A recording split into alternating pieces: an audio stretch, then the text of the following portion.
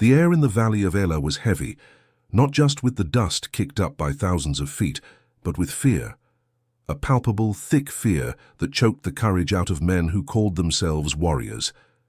Imagine yourself there, standing on the front line, the sun beating down, and then he emerges, not like a man but like a mountain of flesh and bronze, a figure that defied the very logic of existence, Goliath. He wasn't just a giant Philistine, he was the embodiment of everything that oppresses you. Every debt that suffocates you, every dream you abandoned because it seemed too big. And every day, for 40 days, he would emerge, spewing challenges, humiliating an entire army and with it the faith of a nation. But what if the story you know, the one they told you in Sunday school or epic movies, was just the surface of a much deeper truth? What if the real battle wasn't fought with swords and spears, but with the mind, with the soul? And what if the giant wasn't just a man, but an illusion, a system, a force that seeks to keep us small, paralyzed by fear and ignorance? It was into this scene of despair and paralysis that a young shepherd David arrived. He wasn't a soldier, he carried no weapons, nor the experience of battle. He carried bread and cheese for his brothers, but more importantly, he carried a vision that allowed him to see beyond Goliath's gleaming armor, beyond the fear that blinded everyone else. He saw the hidden truth, the vulnerability behind the facade of invincibility. And this vision, this spark of inner knowledge, was what forced him to question everything. Think about it. Have you ever felt trapped in a situation where everyone around you accepts defeat, but something inside you refuses to give up? That's the spark of awakening. David saw the terror in the soldiers' eyes, the resignation of their king, Saul, and Goliath's arrogance, but he also saw something more, the fragility of the illusion. He saw that Goliath's power wasn't inherent. It was granted by the fear of those who faced him. This wasn't just a physical confrontation. It was a spiritual one, a battle for the very perception of reality. This is where our journey into the Gnostic interpretation of David and Goliath truly begins. For centuries, the story has been told as a testament to faith, a simple tale of good versus evil. But what if it's a profound allegory for the human condition, a blueprint for how we can overcome the giants in our own lives? The Gnostics, ancient seekers of hidden knowledge, believed that the material world, the one we perceive with our senses, is not the ultimate reality. They called it the realm of the demiurge, a lesser, often malevolent creator who traps human souls in a cycle of ignorance and suffering. In this light, Goliath isn't just a Philistine warrior. He is the embodiment of the demiurge, the oppressive force that dictates what is real and what is possible. He represents the established order, the conventional wisdom that tells us we are powerless against overwhelming odds. His massive size, his impenetrable armor, his loud boasts. These are all symbols of the illusion of power that the demiurge projects. He thrives on fear, on the belief that physical might and material possessions are the ultimate arbiters of destiny. David, on the other hand, represents the spark of the divine, the Gnostic soul. He is the one who possesses gnosis, not intellectual knowledge, but an intuitive, direct understanding of spiritual truths. He sees through the illusion. While everyone else is focused on Goliath's physical presence, David perceives his spiritual weakness. He understands that true power doesn't come from external might, but from an inner connection to the divine, a realization that we are not merely physical beings, but spiritual entities trapped in a material world. This hidden world, the one David instinctively understood, operates on principles entirely different from the one ruled by the demiurge. In this hidden world, the currency is not gold or steel, but truth and self-awareness.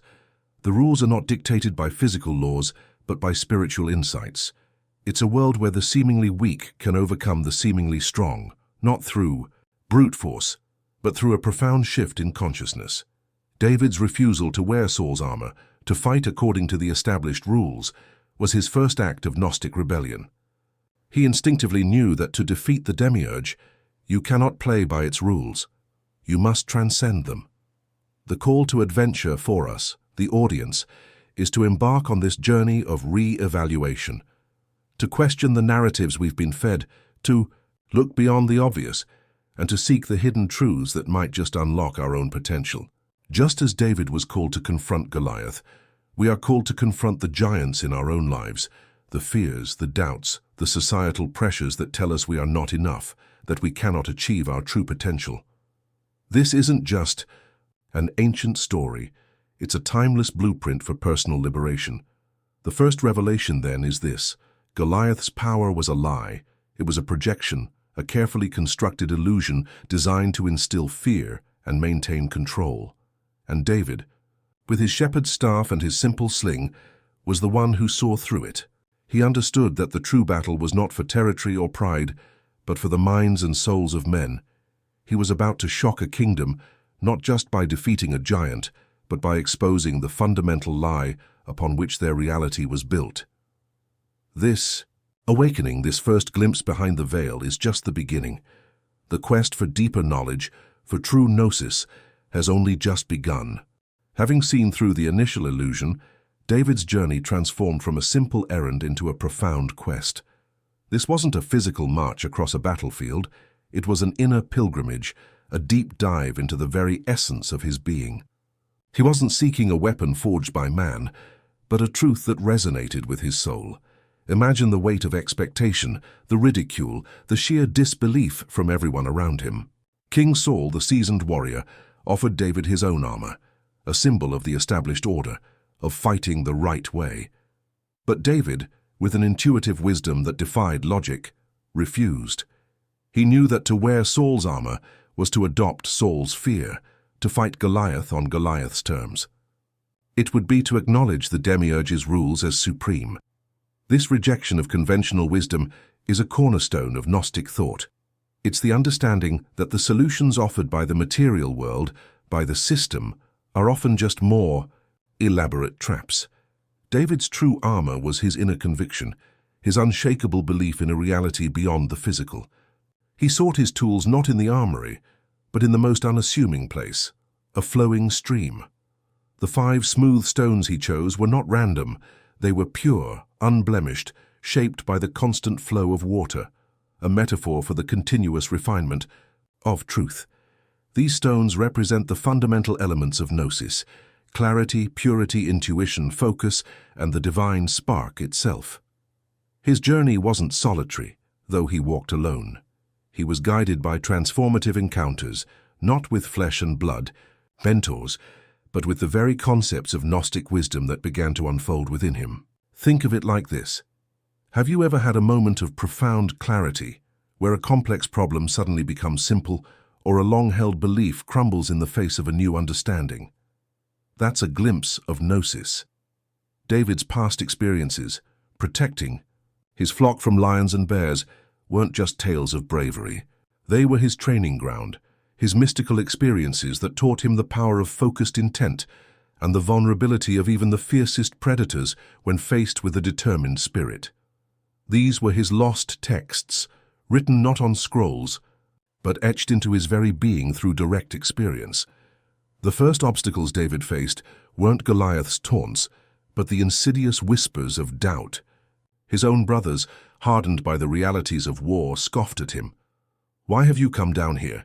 With whom have you left those few sheep in the wilderness?" Their words were designed to shrink him, to remind him of his perceived insignificance, to pull him back into the collective fear. This is the constant battle against the demiurge's influence, the voices, both external and internal, that tell you to stay small, to conform, to accept the limitations of the material world. It's the modern-day equivalent of social media algorithms, telling you what to believe, or the news cycle instilling a sense of helplessness. But David persisted. His inner journey deepened, leading him to a profound understanding of the Gnostic concepts that would define his victory. He understood the demiurge not just as Goliath, but as the very principle of limitation, of false creation. The demiurge is the architect of this flawed material world, a world designed to keep us from realizing our true divine nature.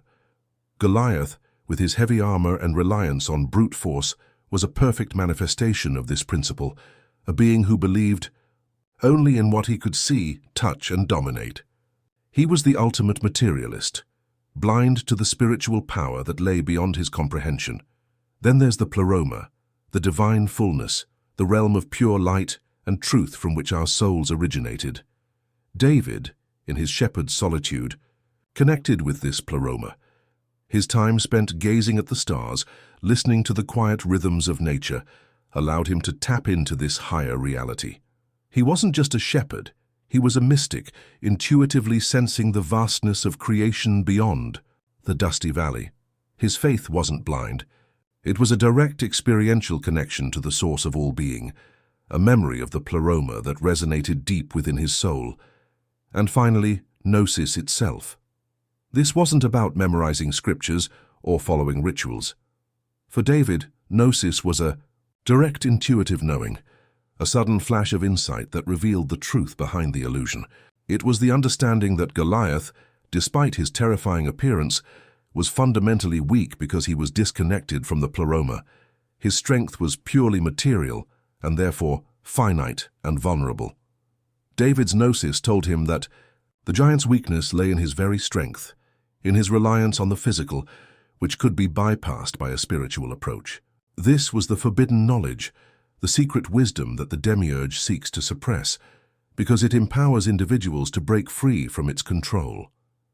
This deep dive into Gnostic principles wasn't an academic exercise for David.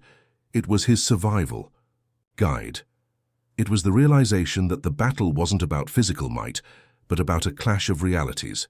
One reality, governed by the demiurge, was based on fear, illusion, and material power. The other, accessed through gnosis, was based on truth, divine connection, and inner strength. David's quest was to bridge these two realities, to bring the light of the pleroma into the darkness of the demiurge's domain. He was preparing not just for a fight, but for a revelation that would shake the very foundations of the kingdom, and, indeed, the world. The stage was set, the internal journey complete. The time for the ultimate confrontation and the shocking truth it would reveal was at hand. The air crackled with anticipation, a tension so thick you could almost taste it. Goliath, a mountain of muscle and bronze, stood before the armies, his voice booming, echoing off the valley walls. He was the embodiment of overwhelming force, the ultimate bully, the one who always wins because no one dares to challenge him. But then a figure emerged from the Israelite ranks, small, unassuming, armed with nothing but a shepherd's staff and a sling. David. The crowd gasped, some in disbelief, others in despair. How could this boy, this mere youth, possibly stand against such a titan? This was the moment of truth, the ultimate showdown, but it was about to unfold in a way no one, not even Goliath himself, could have predicted. Here's the major plot twist, the discovery that flips everything upside down. David's weakness was in fact his greatest strength, his youth, his lack of armor, his simple weapon. These weren't disadvantages. They were precisely what allowed him to bypass Goliath's defenses, both physical and metaphorical. Goliath was designed for close-quarters combat, for brute force, against another armored warrior. He was a product of the demiurge's world, where power is measured by size and weaponry. David, however, operated on a different plane. He wasn't playing by Goliath's rules. He was rewriting them. Think about it like this. In a world obsessed with bigger, faster, stronger, David chose agility, precision, and inner conviction. This is a profound Gnostic insight. The demiurge, the false creator, builds elaborate systems of control, but these systems often have blind spots, vulnerabilities that are invisible to those who operate within them. Goliath's very size made him a slow, predictable target for a projectile weapon. His heavy armor, designed to protect against swords and spears, offered no defense against a small, fast-moving stone aimed at an unprotected spot. This wasn't luck. It was the application of a higher knowledge, a gnosis that saw beyond the obvious. The unexpected connections begin to emerge when we look at this story through the lens of other ancient myths and even modern narratives. This isn't just a unique event. It's an archetype. The small enlightened individual overcoming the massive ignorant oppressor. Think of Neo in The Matrix, who once he truly understands the nature of the simulation, can bend its rules. Or the Jedi who rely on the unseen force rather than brute strength. These stories resonate because they tap into a universal human longing for liberation from oppressive systems, for the triumph of spirit over matter. David's sling and stone are not just weapons. They are symbols of the intuitive truth that can shatter the most formidable illusions. The stone, smooth and pure, represents the unadulterated truth, the gnosis that, once unleashed, can penetrate the thickest layers of deception. This confrontation also brings forth a complex moral conflict. David chose not to engage Goliath in a traditional duel. He didn't pick up a sword and shield. He chose his own method, one that was unconventional and to many dishonorable. This decision highlights a core Gnostic dilemma. How do you fight a system that defines the very rules of engagement? Do you descend to its level, or do you transcend it? David's choice was to transcend. He refused to become like his enemy. He refused to validate Goliath's worldview by fighting him on his terms. His victory was not just a physical one, it was a moral and spiritual triumph, demonstrating that true power lies in adherence to one's own inner truth, not in conforming to the oppressor's paradigm. The tension escalated with every step David took towards Goliath. The silence from the Israelite camp was deafening, a collective holding of breath. Goliath, initially dismissive, grew enraged. "Am I a dog that you come to me with sticks?" he roared, cursing David by his gods. This rage, this inability to comprehend David's unconventional approach, was Goliath's fatal flaw. It was the demiurge's inability to grasp anything beyond its own limited material reality. He couldn't conceive of a power that wasn't physical, a threat that didn't conform to his expectations. As David reached into his bag, pulling out a stone, the air seemed to thicken. This wasn't just a boy picking up a rock. It was the Gnostic, soul preparing to unleash a truth that would shatter an illusion. The tension wasn't just about whether the stone would hit its mark. It was about whether the world was ready for the revelation that was about to unfold. Would the truth be accepted, or would the illusion reassert itself? The stakes were higher than just a battle. They were about the very nature of reality. The stage was set for the ultimate climax, where the greatest discovery of all would be made, and the kingdom would be shocked to its core. The moment hung suspended, a breath held across two armies. Goliath, a towering monument to brute force and the established order, bellowed his final curses. David, small yet radiating an almost unnatural calm, spun his sling. The air whistled, a sharp, almost imperceptible sound, as the stone left its leather cradle. This wasn't just a projectile, it was the concentrated essence of David's gnosis, his intuitive understanding of truth, hurtling towards the very heart of the illusion. It was the moment when the unseen force of spiritual insight collided with the tangible, oppressive weight of the material world. The stone struck Goliath not just on the forehead, but at the very core of his projected reality.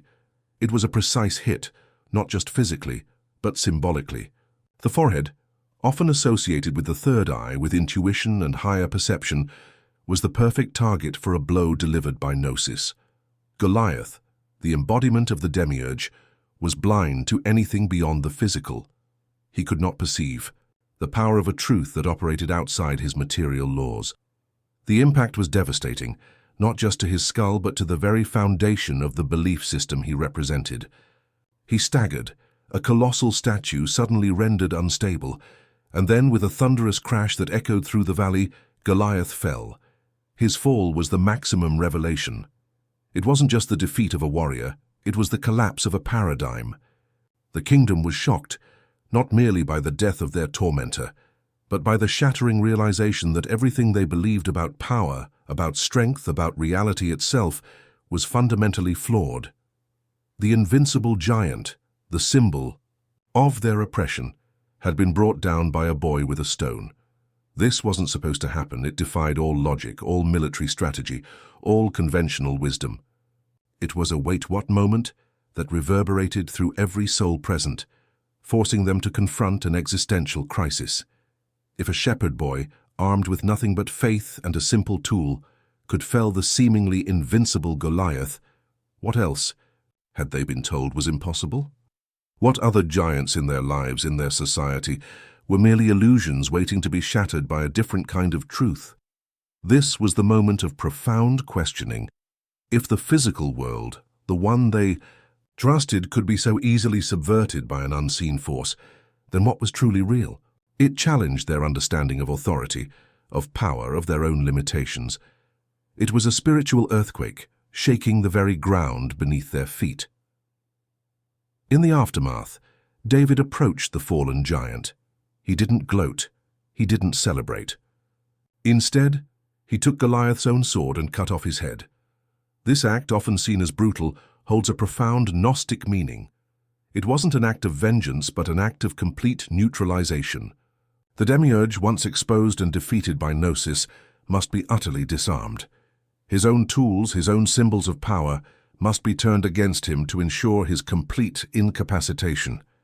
David didn't need Goliath's sword to win, but he used it to finalize the victory, to sever the head of the illusion, ensuring it could no longer project its false reality. It was a moment of choice, a decision that defined the future, not just for David, but for everyone who witnessed the event. The old order had fallen, and a new understanding of power, rooted in inner truth, was about to emerge. This climax wasn't just the end of a battle. It was the beginning of a new era of consciousness. The fear that had paralyzed an entire army vanished, replaced by a surge of understanding and empowerment. The Philistines, seeing their symbol of power utterly destroyed, fled in disarray. Their belief system, tied to Goliath's physical might, crumbled with his fall. The Israelites, on the other hand, were galvanized. They had witnessed a miracle, yes, but more importantly, they had witnessed the triumph of spirit over matter, of gnosis over illusion. The moment of choice was clear. Embrace this new truth, or remain enslaved by the old lies. David had not only won a battle. He had ignited a revolution of consciousness. The reverberations of this single act would echo through history, forever changing the perception of what is truly possible when one dares to see beyond the veil. The dust settled in the valley of Elah, but the reverberations of Goliath's fall echoed far beyond the battlefield. David's victory was not merely a military triumph. It was a profound spiritual resolution, a testament to how knowledge, specifically gnosis, had irrevocably changed everything. The fear that had gripped the Israelite army for 40 days dissipated instantly, replaced by a surge of exhilaration and a newfound understanding of power. The Philistines, their symbol of invincibility, shattered, fled in disarray, their belief system crumbling with their champion. This was the moment the kingdom was truly shocked, not by the death of a giant, but by the birth of a new reality, one where the unseen power of truth could dismantle the most formidable of illusions. David, the shepherd boy, became a king, but his true legacy wasn't just his reign, it was the living embodiment of a Gnostic principle. His transformation wasn't about gaining power in the conventional sense, but about demonstrating that true authority comes from within, from a direct connection to the divine spark. He showed that the weakness of humility and inner knowing could overcome the strength of arrogance and material might. His story became a timeless parable, not just of faith, but of the transformative power of gnosis, the understanding that our reality is often a construct, and that true liberation comes from seeing beyond its limitations. Why does this ancient narrative, viewed through a Gnostic lens, matter today? Because the giants of our contemporary world are more insidious, more pervasive than any physical Goliath. They are the systems of control that seek to dictate our thoughts, the algorithms that curate our reality, the constant bombardment of information designed to keep us distracted and disempowered. They are the voices of doubt and fear that tell us we are not enough, that change is impossible, that we must conform to a predetermined path. These are the modern manifestations of the demiurge, constantly seeking to maintain their illusory power by keeping us in ignorance. But just as David found his stone in the stream, we too possess the tools for our own liberation. The hope of transformation lies in our capacity for intellectual curiosity, for questioning authority, and for seeking our own inner truth. The story of David and Goliath is a powerful invitation to reflection. What are the Goliaths in your life? What are the illusions that hold you captive? Is it the pressure to conform, the fear of failure, the belief that you are powerless against overwhelming odds? And what is your stone, your unique spark of gnosis that can shatter these illusions? This narrative leaves some profound questions unanswered, not to frustrate, but to invite personal exploration. If the truth about David and Goliath was deeper than we ever imagined, what other stories, what other aspects of our reality have been simplified, distorted, or outright hidden from us? What else have we accepted as immutable truth that is, in fact, a carefully constructed illusion? The journey of gnosis is not about finding all the answers, but about cultivating the courage to ask the right questions, to continuously seek a deeper understanding of ourselves and the universe. So what can you, the viewer, do with this knowledge? This isn't just a fascinating historical reinterpretation, it's a call to action. It's an invitation to embark on your own quest for gnosis. Start by questioning. Question the narratives you consume, the beliefs you hold, the limitations you accept. Seek out alternative perspectives, delve into ancient wisdom, and most importantly, listen to that quiet, intuitive voice within you, your own divine spark. Engage in discussions, share these ideas, and encourage others to look beyond the surface. Just as David's single act sparked a revolution, your individual awakening can contribute to a collective shift in consciousness. The story of David and Goliath is not just a tale of a boy who shocked a kingdom. It is a timeless blueprint for personal and collective liberation. It reminds us that true power does not reside in physical might or external authority, but in the unwavering conviction of our inner truth. It is a testament to the fact that even the smallest among us, armed with the light of gnosis, can dismantle the grandest illusions and usher in an era of profound transformation. The battle continues, not on a dusty plain in ancient Israel, but within the hearts and minds of every individual seeking to awaken to their true divine potential. The choice, as always, is yours.